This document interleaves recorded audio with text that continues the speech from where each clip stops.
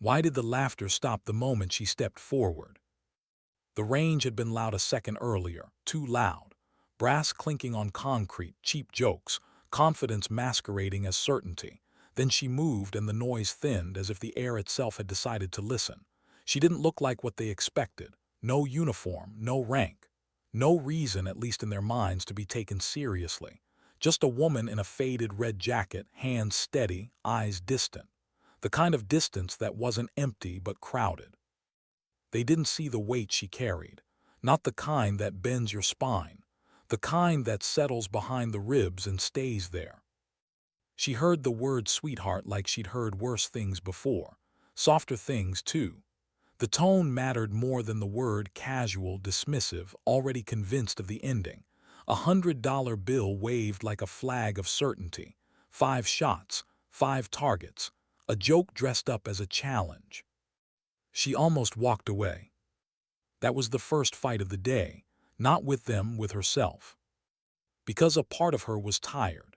Tired of proving things to men who would forget the lesson the moment they turned their backs. Tired of ranges that smelled like burned powder and memory. Tired of the quiet afterward when adrenaline faded and left room for ghosts. But another part of her remembered rooftops under foreign skis. Remembered a voice beside her, calm even when everything else was breaking. Remembered promises made in moments when there was no audience and no applause. So she stayed. She stepped to the line not like someone trying to win, but like someone finishing something unfinished. Her breathing slowed. Her hands didn't shake. The world narrowed the way it always had when things mattered. 5 shots, 4 seconds. The timer screamed and the past surged not as panic but as precision. Trigger press. Reset, press again. Each shot placed, not fired. When it ended there was no flourish. No raised arms, just silence. The targets told the story better than words ever could. They stared as if the paper had betrayed them, as if physics had changed its mind. She cleared the weapon, set it down gently, and waited, not for praise, not for apology, just for the moment to be done. When the money hit the ground at her feet, crumpled and angry, she felt something old stir, not pride, something quieter, resolve. "I'll be there Monday," she said. And that was when the real test began. Why did she agree to walk back into a world she'd already survived? Fog rolled across the base like a held breath, the kind of morning that blurred edges and softened sounds. She signed in without ceremony, sponsored by a man who recognized the look in her eyes before she ever said a word. Some people didn't need explanations. They recognized their own. The course waiting for her wasn't built to be fair. It was built to expose. 6 stations designed by someone who needed to be right more than he needed to be honest. Pistols, rifles, movement, time, stress. She didn't stretch, didn't ask questions. She checked the weapon the way she always had, like a ritual. The fog dampened the air, cooled her skin. Good conditions, honest conditions. Still, doubt crept in. Not about her skill, about whether this would change anything. Because skill never brought him back. Because perfect shots never stopped the moment replaying, the half-second too late, the math that never forgave. She had lived a decade carrying the quiet accusation of survival. The timer started. Her body remembered what her mind tried to forget. Angles, transitions, breathing under motion. She flowed through the first stations with efficiency born of necessity, not showmanship. No wasted movement, no rush, just decisions made cleanly. By the 3rd station, the observers stopped whispering. By the 4th, they stopped breathing when she fired. There was no tension in her face, but something fierce lived behind her eyes, not anger, but focus sharpened by loss. At the final station, iron sights and wind, she paused. Just a fraction longer than required, long enough to feel the weight settle, long enough to remember why she hated this distance. She fired. Steel rang. Time was called. 0 misses. The applause came late, unsure of itself. She didn't acknowledge it. She cleared the rifle, set it down, and exhaled for what felt like the first time in years. When the apology came, it was imperfect, human, real enough to matter. She accepted it not because it erased anything, but because carrying bitterness had never saved anyone. She left as the fog lifted, the sun breaking through like permission. What stays with someone after they stop being who they were trained to be? Civilian life hadn't softened her, it had just changed the battlefield. She taught now, quietly, executive teams, private ranges, people who wanted protection without asking what protection costs. She showed them mechanics, discipline, calm. She didn't tell stories. But sometimes, late at night, memory found her anyway. The rooftop came back in pieces, the sound before the shot, the sound after, the moment when training gave way to helplessness. She had done everything right and still lost him. That was the part no one applauded. On the range, she could control variables. In life, not so much. That was the tension she lived with, knowing excellence didn't guarantee mercy. An email came a week later, an invitation, guest instructor, advanced marksmanship, Marines who thought they knew what good looked like. She stared at it longer than she needed to. Because walking back in meant reopening doors she'd welded shut for survival. It meant standing in front of people who wore the same uniform she'd folded away. It meant being seen. She almost deleted it. Then she remembered a voice telling her the measure wasn't the shots taken, it was the lives protected. She replied yes. Why do some lessons land only when delivered quietly? The classroom was sparse. No speeches, no backstory. She didn't introduce herself with credentials. She let the targets do that. She taught breathing before shooting, decision before action, accountability before ego. Some listened, some resisted. A few recognized the weight behind her words. During a break, a young Marine asked how she handled the pressure. She considered lying, then chose truth. "You don't," she said. "You carry it carefully." That answer stayed with them longer than any drill. Later, alone, she stood on the range as the sun dipped low. The smell of powder mixed with ocean air, familiar, almost comforting. She touched the small tattoo behind her ear, not as a symbol of pride but of promise, to act with dignity, to let results speak when words failed. She realized something then. Redemption wasn't loud. It didn't come with music or medals. It came in moments like this, choosing to step forward without needing to be seen. And as she walked away, the weight felt lighter, not gone, just balanced. Sometimes dignity doesn't speak. It simply acts. Why did her hands hesitate for half a second when she signed her name at the gate? The pen felt heavier than it should have. Cheap plastic, government issue, nothing special, but the pause was real. Her fingers hovered, and in that sliver of time the past pressed close again.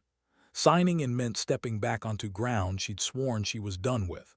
Not the base itself, she'd walked onto plenty of secure facilities since getting out, but the world behind it. The assumptions, the stares, the quiet tests disguised as procedure. She wrote her name anyway. The fog hadn't lifted yet. Camp Pendleton in the morning always smelled faintly of damp earth and fuel, like the land itself was waking up reluctantly. She adjusted the strap of her range bag and walked with an easy, unhurried pace. Not confidence. Control. There was a difference. Confidence wanted to be seen. Control didn't care. Eyes followed her. She felt them the way you feel pressure change before a storm. Marines in utility uniforms, instructors with coffee cups and clipped conversations. Most of them had heard something, a rumor, a version of the story that already sounded exaggerated in their heads. A civilian woman who embarrassed a Marine instructor. 5 perfect shots. People always added polish to things they didn't understand. She didn't correct them. Sergeant Ducker was already at the range when she arrived. He hadn't slept well. It showed in the tightness around his eyes, the way his jaw set when he saw her. He'd spent the weekend building the course like a man constructing a defense against humiliation. Harder transitions, less margin, more chances to fail. He told himself this wasn't personal. It was. She caught his look and nodded once. Not friendly, not hostile, just acknowledgement. The kind exchanged between people who knew the day would leave a mark on someone. The course briefing was short and sharp. Rules, time limits, disqualification criteria. He spoke like a man reclaiming authority through structure. She listened without interruption, absorbing details the way she always had, not as obstacles but as information. 30 minutes, 6 stations, 0 room for error. She should have felt anxious. She didn't. What she felt instead was something quieter, a low, steady awareness, the kind that came before missions when fear had already been processed and filed away. This wasn't Helmand. No one was trying to kill her. That knowledge should have eased things. It didn't. Because failure here wouldn't cost lives, but it would cost meaning. It would turn everything she carried into a story people dismissed. Luck, fluke, exception. She hated that it mattered. A gunnery sergeant stepped forward to score. Older, scarred knuckles, the posture of someone who'd learned patience the hard way. When their eyes met, something flickered there. Recognition without explanation. He asked a single question about her background, quiet enough that no one else leaned in. She answered honestly. The range changed after that. Not visibly, but the air did. The kind of shift that happens when people realize they've been standing too casually near something sharp. When the timer buzzed, her body moved before her thoughts could interfere. Station 1 blurred into motion, pistol up, controlled pairs, rifle transition clean. Her breathing found its rhythm like an old song she hadn't realized she still knew. Shots landed where intention lived. No panic, no rush, just execution. At Station 2, barricades forced awkward angles. This was where ego usually showed. People leaned too far, reached too much. She didn't. She adjusted foot placement, trusted alignment, let physics do its work. 2 instructors exchanged a glance without speaking. By Station 3, sweat ran down her spine. The fog thinned. Steel targets moved with mechanical indifference. She tracked them the way she'd once tracked men through windows and doorways, not as enemies, but as problems to be solved without haste. She solved them. Her heart rate climbed, not out of fear, out of effort. She felt the familiar burn in her forearms, the slight tremor that came when endurance met precision. This was where mistakes liked to hide. She slowed. That choice cost her seconds. It saved her accuracy. By Station 5, the observers had gone quiet. Silence like respect, or disbelief, maybe both. She caught a glimpse of Ducker standing off to the side, arms crossed tighter now, as if holding something in. The final station waited at distance. Iron sights, wind gusting harder than forecast. A shot most people hated because it didn't forgive impatience. She lay prone and let the ground support her weight. The earth was cool, solid, familiar. She closed one eye and felt the wind brush her cheek, counted, adjusted, let memory whisper and then fade. She fired. The steel rang out clean and undeniable. Time was called. For a moment, no one moved. Applause followed, hesitant at first, then building as people allowed themselves to believe what they'd seen. She stayed where she was, clearing the weapon, checking the chamber. Process mattered, even now. Especially now. When she finally stood, the weight hit her. Not exhaustion, release. The kind that left knees weak if you let it. She didn't. She steadied herself with routine and breath through it. The gunnery sergeant spoke first. His voice carried authority earned, not demanded. He said her run was the cleanest he'd seen. Not flattery, statement of fact. He asked if she'd consider teaching. The question landed heavier than any insult ever had. Teaching meant ownership. It meant shaping the next version of this place.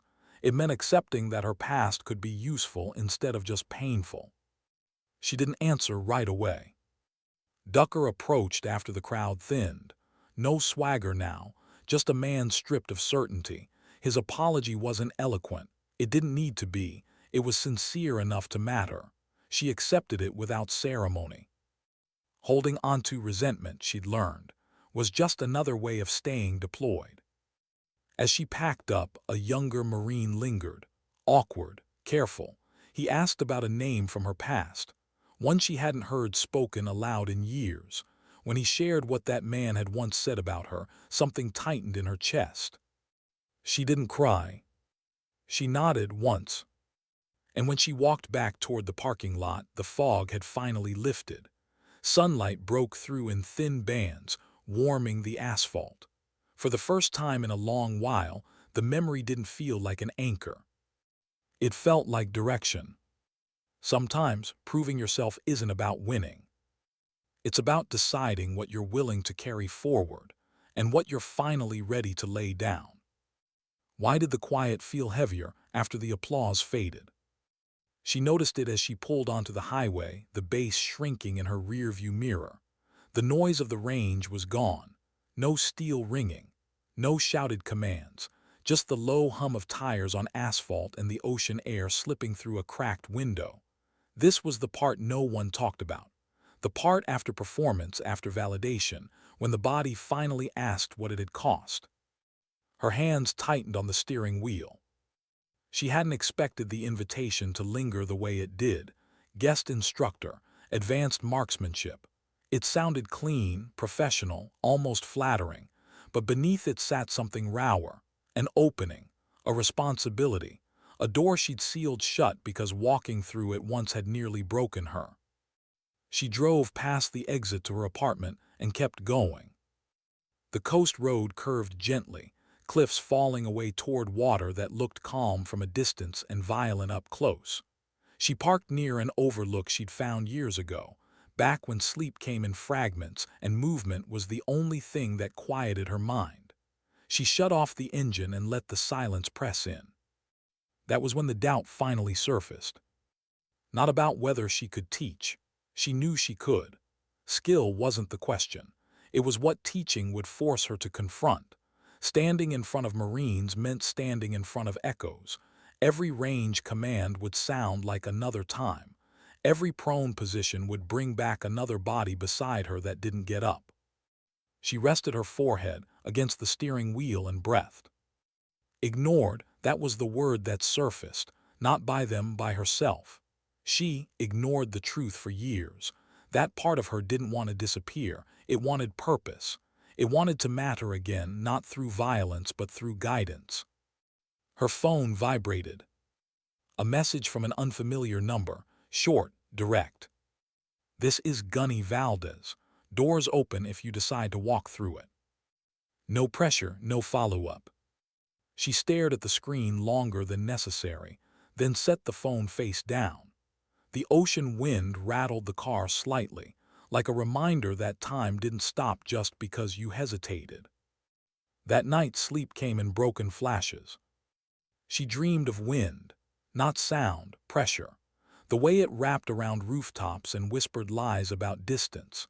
In the dream, she adjusted her sights again and again, but the target kept moving not away but closer. When she woke, her heart was racing, her jaw clenched so tight it ached. She sat up and waited for the panic that used to come. It didn't. Instead, there was sadness, clean, sharp, manageable. Progress, she thought, or exhaustion.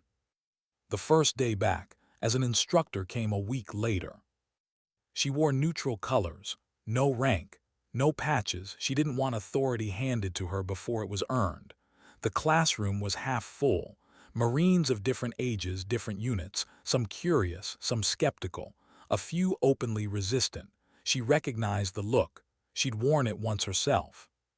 She didn't start with credentials. She started with a question. "Why do you miss?" The room shifted. A few smiles. Someone answered with a joke, another with something about wind or trigger pull. She nodded at each response, letting them sit in the air. Then she said, "You miss because you decide too late." That got their attention. She talked about hesitation, about overconfidence, about the moment between sight alignment and trigger break where doubt lived. She spoke quietly, forcing them to lean in. No war stories, no dramatic pauses, just truth delivered without decoration. Some leaned forward.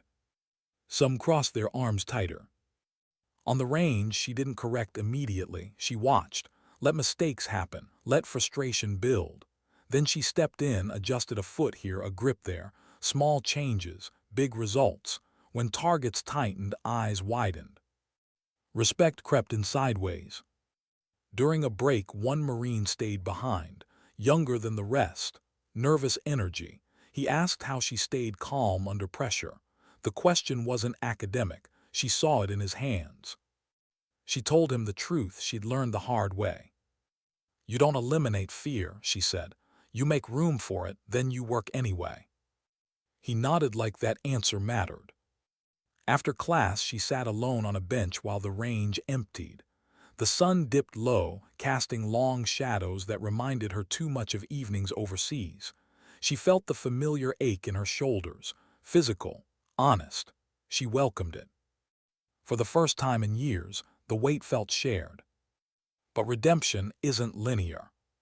2 nights later, she got the call. Unknown number, late. Her body recognized the timing before her mind did. She answered anyway. It was a former teammate, voice older, tired. He told her another name, another loss, not from combat, from everything that came after. He didn't need to explain. She hung up and sat in the dark. Broken, that was the word now. She didn't go to the range the next day. She went back to the coast, let the wind punish her thoughts until they quieted. She spoke names out loud, one by one, until they stopped echoing. That evening, she pulled out a small box she rarely opened. Inside were tokens she'd told herself she didn't need. Tags, a folded photo, a compass rose etched into metal, not ink. She held it until the edges bit into her palm. She realized something then. Teaching wasn't reopening wounds. It was tending them. The next session, she brought the Marines closer. Literally, she had them shoot fatigued, distracted. She made them talk through their process, made them accountable for decisions, not just results. Some struggled, some resented it. One failed hard and slammed his rifle down in frustration. She walked over, picked it up, and handed it back without a word. Later, he thanked her, quietly. Weeks passed, the program grew, word spread. Not about her shots, about her standards. About the way she didn't raise her voice but still commanded attention. About how she stayed late and left early. About how she remembered names. One afternoon, Ducker showed up at the edge of the range. He watched without interrupting. When class ended, he nodded once and left. No words, none were needed. She didn't feel victory. She felt alignment. Driving home that day, she realized she no longer avoided mirrors. The woman looking back still carried scars, but they no longer defined the shape of her life. They were lines in a longer story. That night, she slept without dreams. Sometimes healing doesn't come from forgetting. It comes from choosing to stand where you once fell and deciding to build something steadier in its place. Why did the room feel smaller the moment the door closed behind her? It wasn't fear. She knew that now. Fear was sharp, immediate. This was different. This was weight. The kind that settled when responsibility stopped being abstract and started wearing faces. She stood alone in the briefing room, lights low, projector humming softly, a half-dozen chairs still warm from the Marines who had just filed out. On the screen froze a paused frame of ballistic data, angles and wind values ghosted in white. She hadn't noticed when teaching crossed a line. Somewhere between correcting grip and correcting mindset, she had become something else to them. Not a guest, not a curiosity, a reference point. That realization pressed harder than any round she'd ever fired. She shut the projector off and let the room fall into shadow. For a moment, she just stood there, hands resting on the back of a chair, breathing slowly. Control in, control out. Same rhythm she'd taught 100 times already.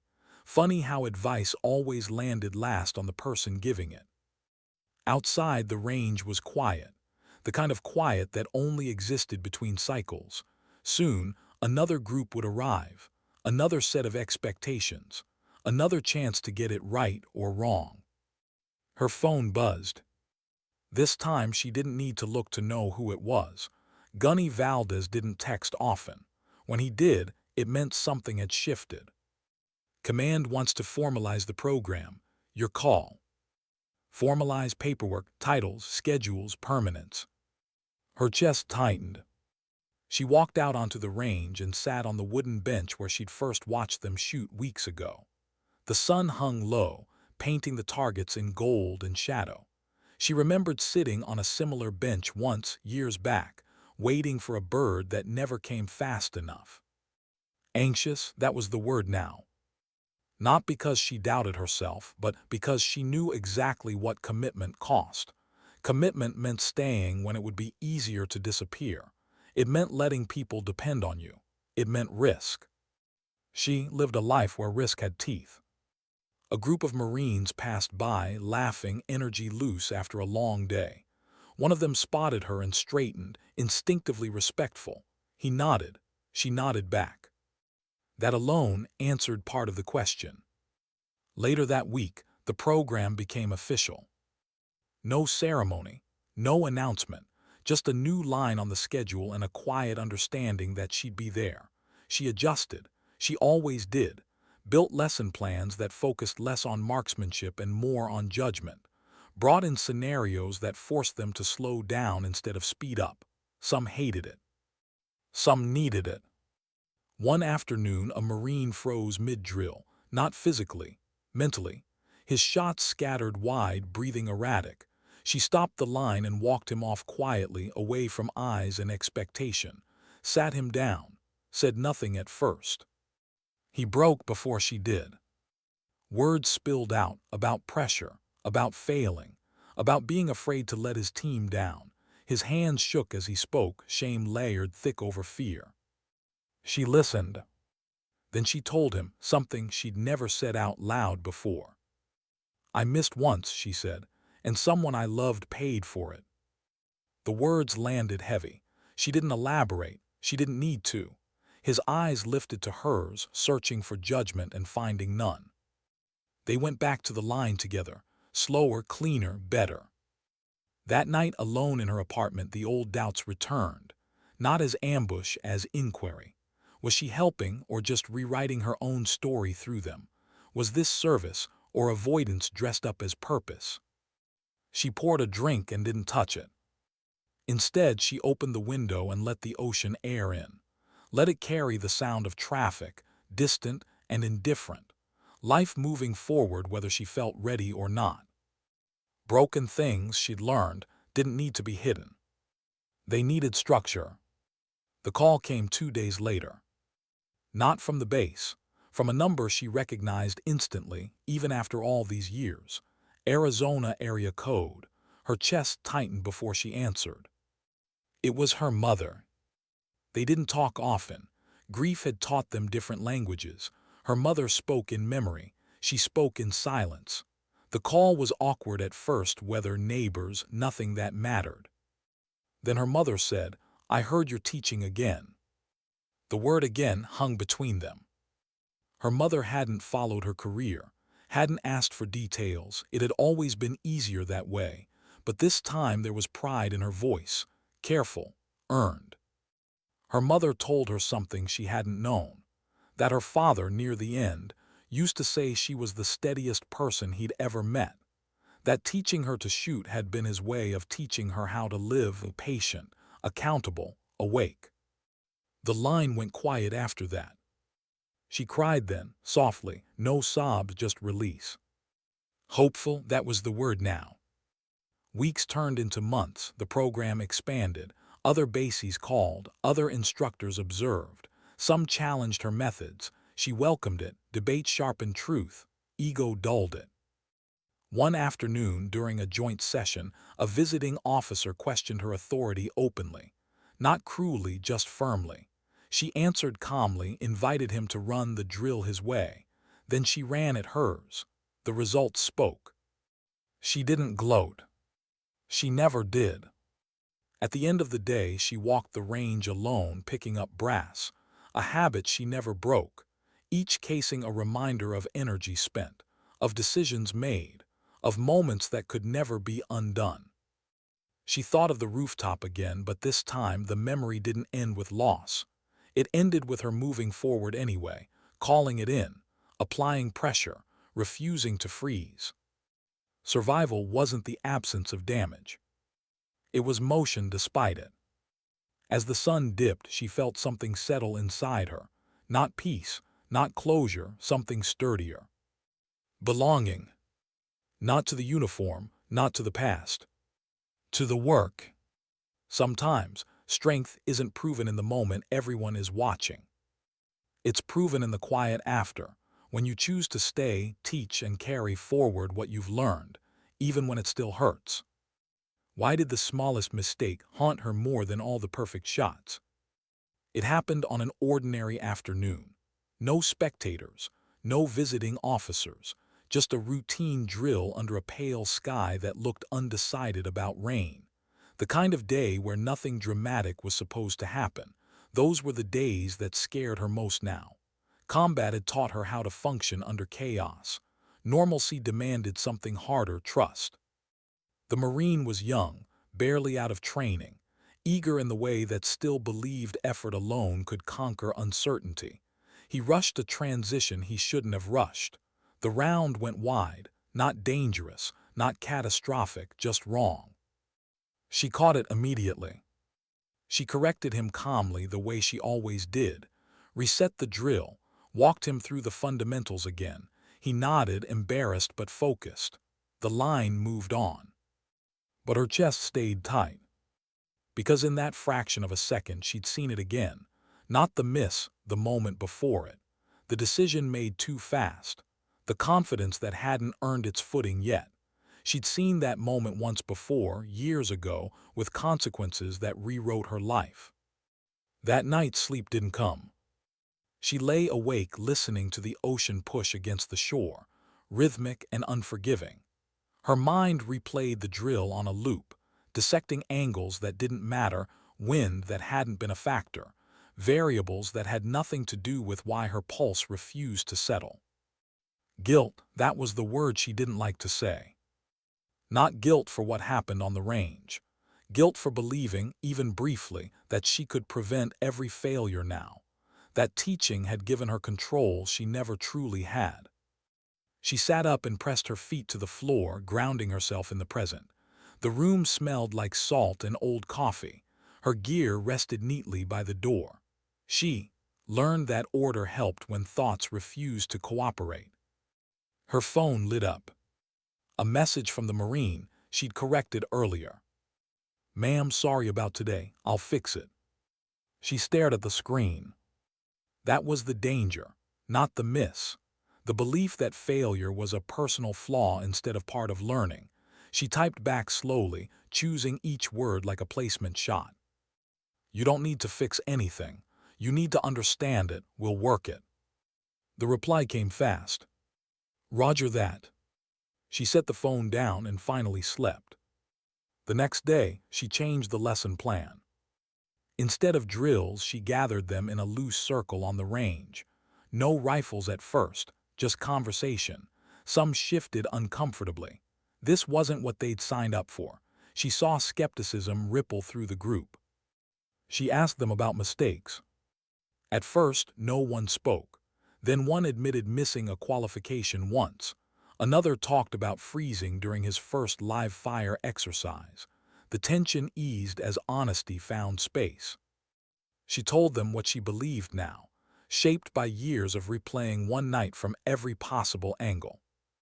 "Mistakes don't define you," she said. "Avoiding them does." That landed. On the line afterward, their shooting improved. Not dramatically, subtly, less rushed, more deliberate. They trusted process instead of adrenaline. She watched with quiet pride in something else, fear. Because caring this much meant vulnerability. It meant letting outcomes matter again. She'd spent years numbing that part of herself to survive. The test came sooner than expected. During a late afternoon drill, a visiting evaluator stepped onto the range unannounced. Clipboard, neutral expression, the kind of presence that tightened spines.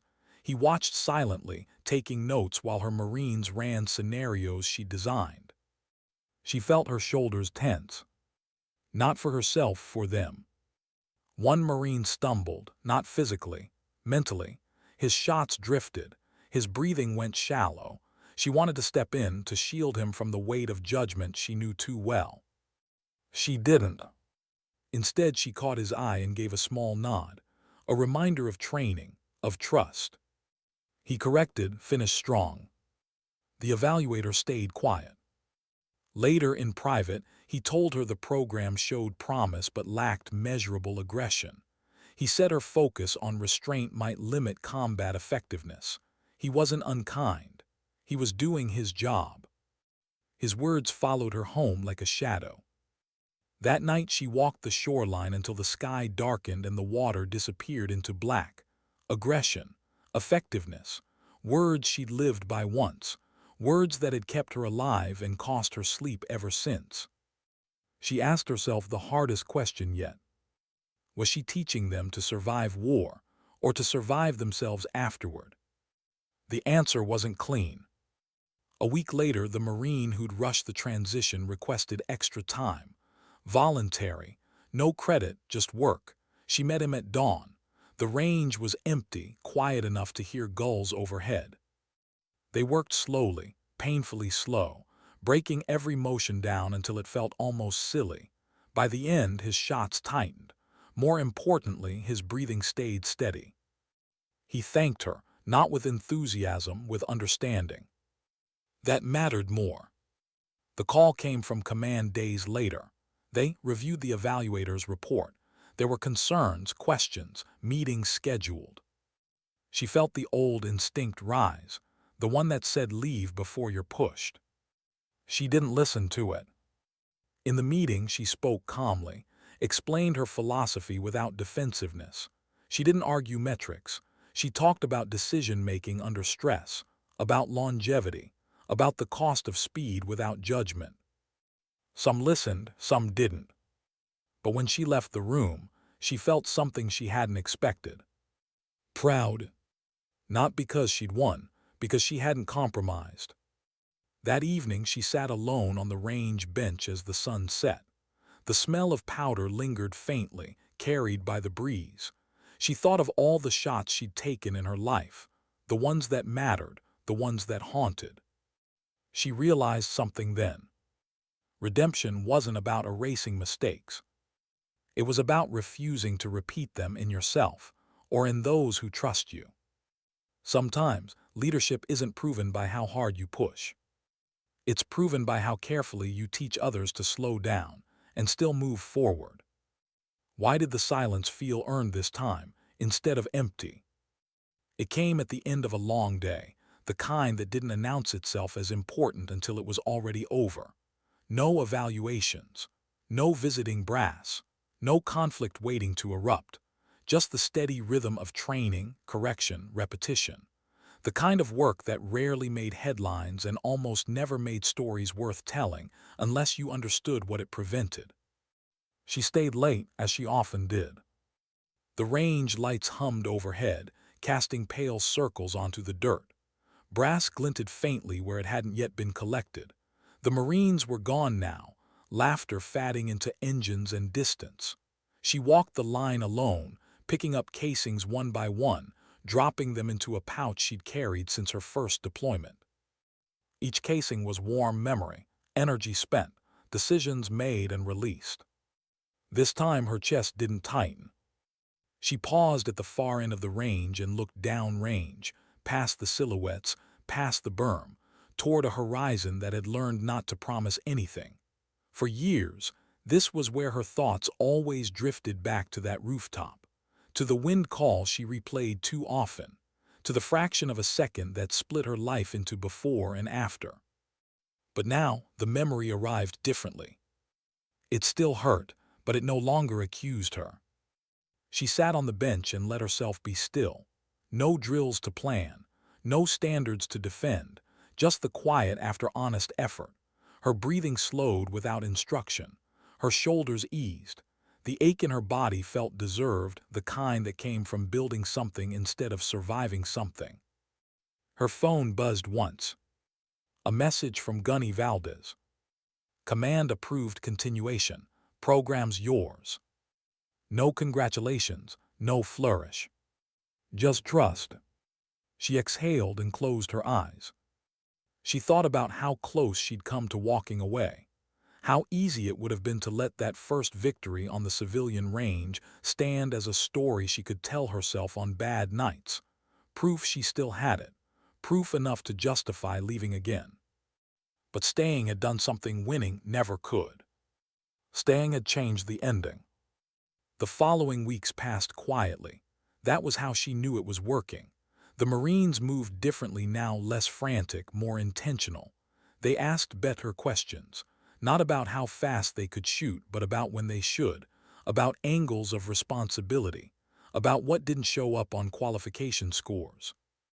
One afternoon, a Marine approached her after class, helmet tucked under his arm.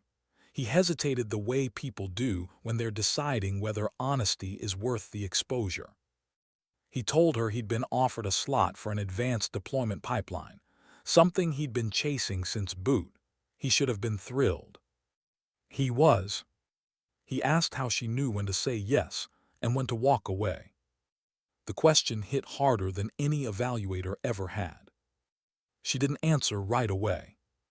Instead, she asked him why he joined in the first place.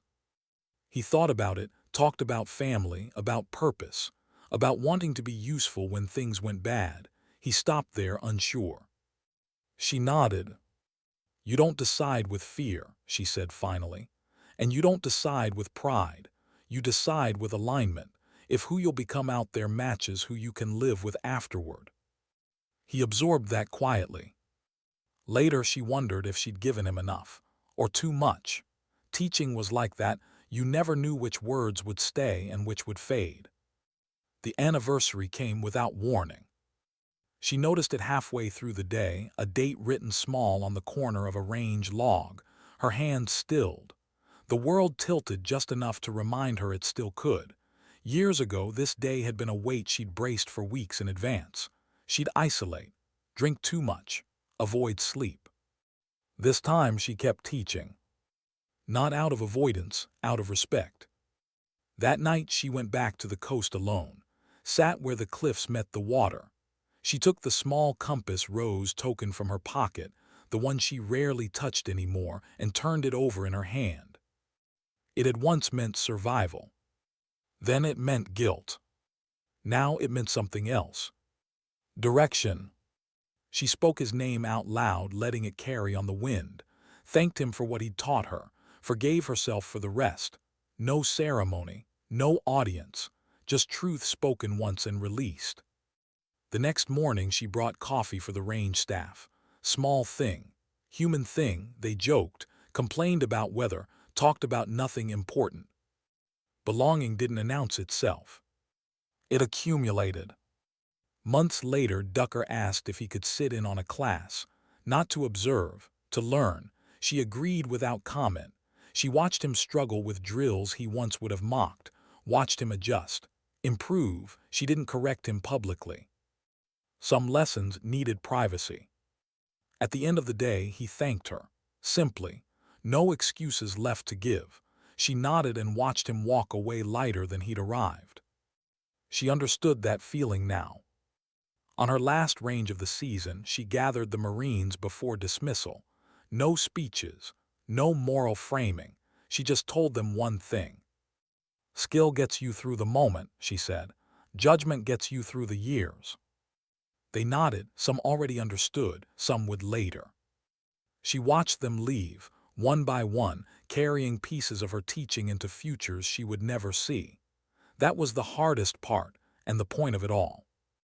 As the sun dropped low, she stayed behind again, picked up the last of the brass, smoothed the bench with her palm, let the range settle into rest. She realized then that she no longer needed to prove anything. Not to Marines, not to memories, not to herself.